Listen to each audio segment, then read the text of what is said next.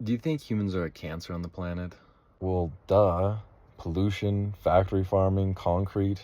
My organic vegan breakfast was responsible for killing thousands of animals.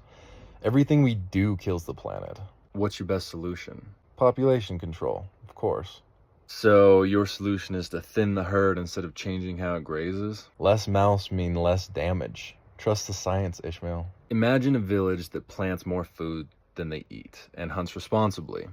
Now imagine a sprawling subdivision covering miles of abundance in fake grass and concrete.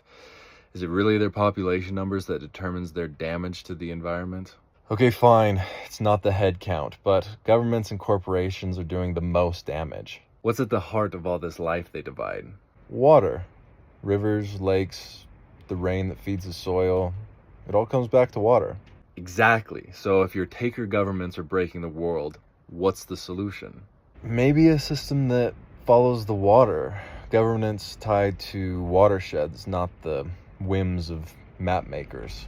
Yes! Imagine a world where each watershed governs itself, where the people who drink from the water decide its fate together, knowing their lives depend on its health. But that would erase borders we've fought over for centuries. It's too much. More impossible than letting your taker story drag you into ruin. How would that even work? How do you organize something like that? Look around. In nature, every forest, every reef, it organizes itself. Each creature has its place, and the whole thrives in balance. A watershed democracy would be the same. They decide together, knowing that harm to one is harm to all. What about disagreements? One wants a dam, the other wants the river wild. How would they settle something like that?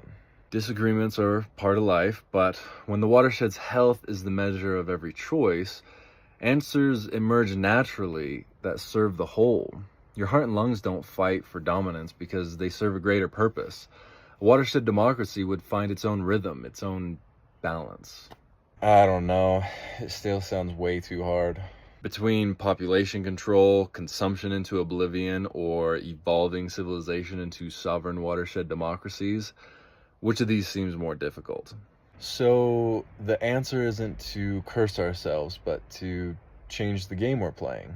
Water has shaped this planet for eons. It's our oldest teacher. Maybe it's time we start listening.